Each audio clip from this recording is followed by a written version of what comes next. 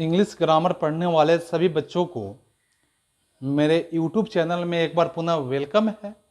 आज हम लोग यहाँ फिर से अगले सीरीज में, जो इसके पहले के सीरीज हम लोगों ने देखा था, जिस सीरीज में हम लोग प्रेजेंट टेंस के पहले नियम के रूप में देखे थे, और आज हम दूसरे नियम को देखेंगे। प्रेजेंट टेंस में जैसे 4 नियमों का प्रयोग किया गया है, तो 4 में से आज दूसरा नियम हम देखेंगे। जो दूसरा नियम क्या है आपका, प्रेजेंट इम्परफेक्ट टेंस का ट्रांसलेशन बनाने का नियम देख रहे हैं यहाँ। इसमें सीधे से भाषा में हम समझेंगे, अपने ही भाषा में समझेंगे कि इसको कैसे हम ट्रांसलेट करने का नियम समझें, कैसे ट्रांसलेट कर पाएँ। तो आप इसको आसानी से समझने का प्रयास करेंगे कि प्रेजेंट इम्परफेक्ट टेंस का ट्रांसलेशन बनाने के नियम में इसमें सबसे पहले हम क्या करेंगे कि इसमें सबसे पहले इसमें आई जो होगा, आई के साथ एम का प्रयोग करेंगे। आई के साथ एम, यू, वी, दे अगर होगा उसके साथ हम के साथ आर का प्रयोग करेंगे। ठीक है, आई के साथ एम का प्रयोग करेंगे, यू वी दे रहेगा उसके साथ आर का प्रयोग करेंगे, और फिर यहां ही सी इट होगा, और ही सी इट होगा, ही सी इट या कोई भी नाम होगा,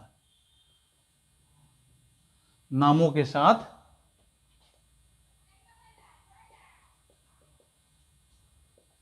इज का प्रयोग करेंगे। ठीक है, ही शीट या नामों के साथ इज का प्रयोग करेंगे। और सभी के मुख्य क्रिया में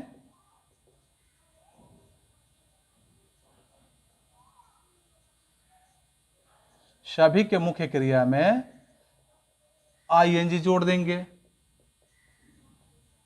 आईएनजी का मतलब समझ रहे हैं ना। आईएनजी का मतलब होता है कि इसको हम V4 कहते हैं। इसको क्या कहते हैं कि V4 कहते हैं। V4 का मतलब होता है आईएनजी।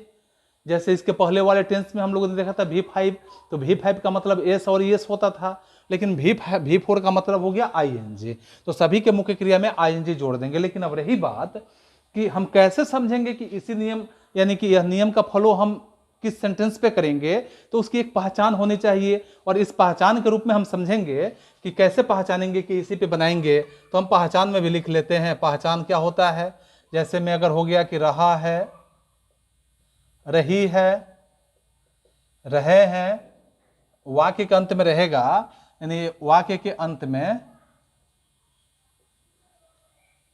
होगा, तो इसी नियम पे बनाया जाएगा। इसी नियम पर बनाया जाएगा। इसको आसानी से और समझने के लिए कि आसानी से उस नियम को एक लाइन में कैसे हम समझेंगे, एक लाइन में नियम को कैसे जानेंगे, तो इसके लिए एक स्ट्रक्चर का हम प्रयोग करेंगे। और वह स्ट्रक्चर क्या होगा, यहाँ स्ट्रक्चर के रूप में हम प्रयोग करेंगे कि subject plus is oblique am oblique are plus V4। V4 का मतलब होता है आईएनजी। देख रहे हैं, V4 का मतलब क्या हुआ, आईएनजी। तो यहाँ आईएनजी का प्रयोग आप कर सकते हैं। तो V4 प्लस आपका क्या हो जाएगा, ऑब्जेक्ट हो जाएगा। प्लस ऑब्जेक्ट का प्रयोग करेंगे, प्लस उसके बाद अदर वर्ड्स का प्रयोग करेंगे। ठीक है, जैसे में अगर हम देते हैं यहां, मैं गोपालगंज जा रहा हूं, मैं गोपालगंज जा रहा हूं, देख रहे हैं। या अगर दिया जाता है कि आप अंग्रेजी पढ़ रहे हैं, देख रहे हैं। या अगर यह भी दिया जाता है कि राजू पुस्तक खरीद रहा है, इसको जब ट्रांसलेट करेंगे तो कैसे करेंगे, तो आप इस नियम को फॉलो करेंगे कि मैं जैसे हुआ तो मैं का आई हो गया, आई के साथ क्या प्रयोग करेंगे, तो एम का प्रयोग करेंगे। आई के साथ क्या प्रयोग होगा, एम का प्रयोग होगा। तो एम यहां हमने लिख दिया। उसके बाद यहां जाना, जाना का गो होता है क्रिया। और सभी की क्रिया में जैसे यहाँ subject plus is am are में से मैंने एम का प्रयोग कर लिया। उसके बाद यहाँ V4 यानी आईएनजी का प्रयोग करेंगे। तो V4 में आईएनजी का प्रयोग यानी गो में आईएनजी लगाएंगे, गोइंग। और उसके बाद क्या है, गोपालगंज। तो गोपालगंज जाने के पहले यहाँ क्या करेंगे, टू गोपालगंज कर देंगे, यानी टू गोपालगंज। बात समझ में आ रही है। यानी कि कहीं भी जाने के क्रम में गो और स्थान के बीच का जो बात आता है वहां पे हम टू का प्रयोग करते हैं, तो गो टू गोपालगंज इसको हम प्रयोग करेंगे। ठीक है, आने और समय जगह के बीच की अगर बात होता है तो हम फ्रॉम का प्रयोग करते हैं, और जाने और जगह का या स्थान का बात आता है तो वहाँ टू का प्रयोग करते हैं। इतना बात आप याद रखेंगे। इसी तरह से यहाँ है कि आप अंग्रेजी पढ़ रहे हैं, आपका क्या हो गया, यू हो गया। इसके बाद यू के साथ क्या लगेगा, तो यू वी दे रहेगा, उसके साथ हम आर का प्रयोग करेंगे। देख रहे हैं, तो यहाँ आर का प्रयोग करेंगे। तो फिर वही चीज कि सब्जेक्ट हो गया, इज एम आर में से आर का प्रयोग मैंने कर लिया। फिर भी फोर का प्रयोग करेंगे, तो पढ़ना हो गया। पढ़ना का भी फोर क्या, पढ़ना का रीड होता है, यानी मुख्य इंग्लिश का रीड हुआ, लेकिन भी फोर का मतलब आईएनजी लगाएंगे, तो रीड में आईएनजी लगाएंगे, रीडिंग। और क्या पढ़ रहा है, तो अंग्रेजी पढ़ रहा है, तो यहाँ क्या हो जाएगा, इंग्लिश हो जाएगा। You are reading English. देख रहे हैं।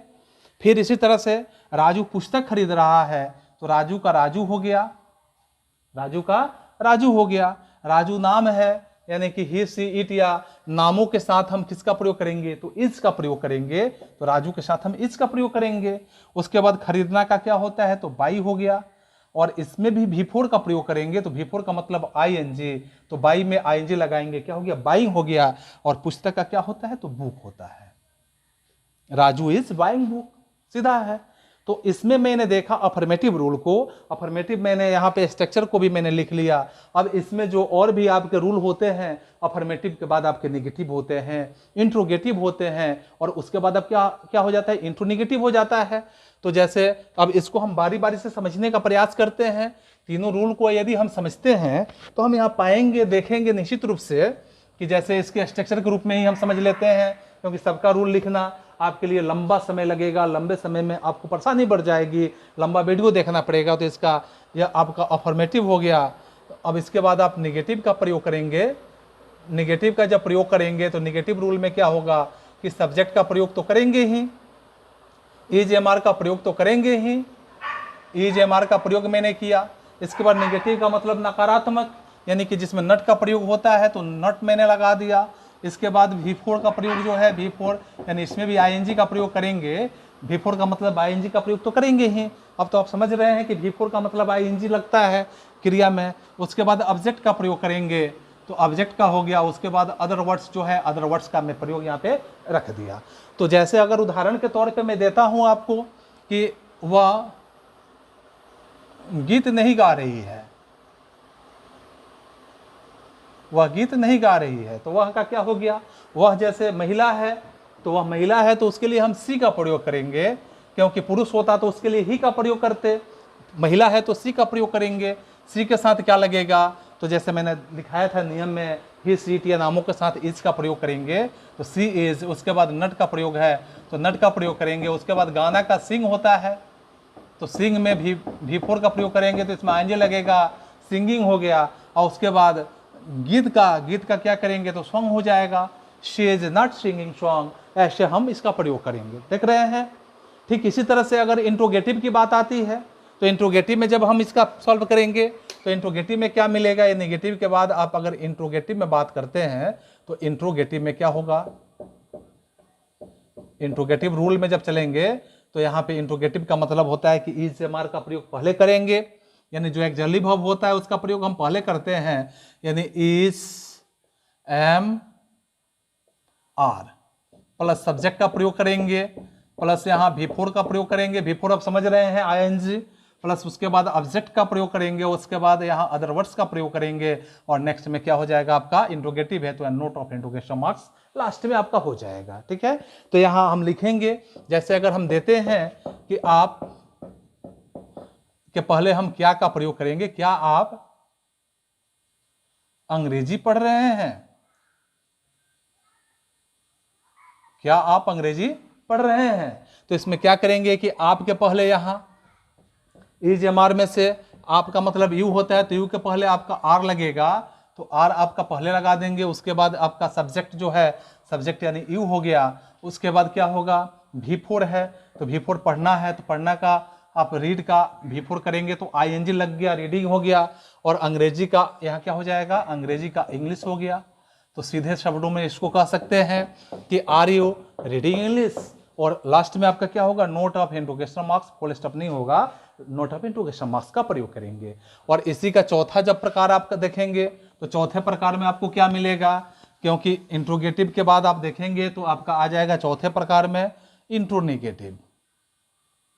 इंट्रोनेगेटिव यानी इंट्रोनेगेटिव का मतलब क्या हुआ कि इंट्रोगेटिव और प्लस नेगेटिव दोनों एक में संलिप्त होगा, दोनों युक्त होगा। यानी कि इसके लिए आप क्या करेंगे कि आप इज, एम, आर का प्रयोग तो पहले करेंगे हैं, उसके बाद सब्जेक्ट का प्रयोग करेंगे, उसके बाद नेगेटिव भी इसमें है तो नट का प्रयोग करेंगे, उसके बाद आप V4 का प्रयोग करेंगे, उसके बाद ऑब्जेक्ट का प्रयोग करेंगे हैं, और उसके बाद अदर वर्ड्स का प्रयोग करेंगे, और लास्ट में आपका क्या होगा, नोट ऑफ इंट्रोगेशन मार्क्स का प्रयोग आपका होगा।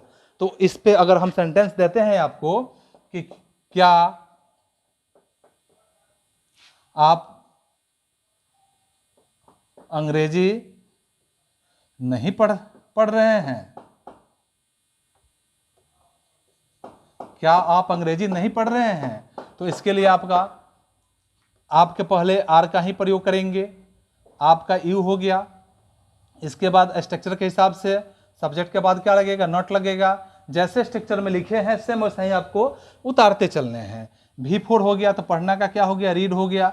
इसमें जब V4 करेंगे तो ING लग जाएगा, रीडिंग, और उसके बाद ऑब्जेक्ट में क्या है तो अंग्रेजी है, अंग्रेजी का आपने कर दिया इंग्लिश, और लास्ट में नोट ऑफ इंट्रोगेशन मार्क्स है, तो इसको मैंने यहाँ पे राइट कर दिया, यानी कि are you not reading English. तो इस तरह से हम यहाँ प्रेजेंट इम्परफेक्ट टेंस का यहाँ चारों रूपों को मैंने देखा, अफर्मेटिव को देखा, निगेटिव को देखा, इंट्रोगेटिव को देखा और इंट्रोनेगेटिव को देखा, और आगे जो है इसके बाद प्रेजेंट टेंस के अगले जो इसके रूल हैं इस रूल पे हम बातें करेंगे।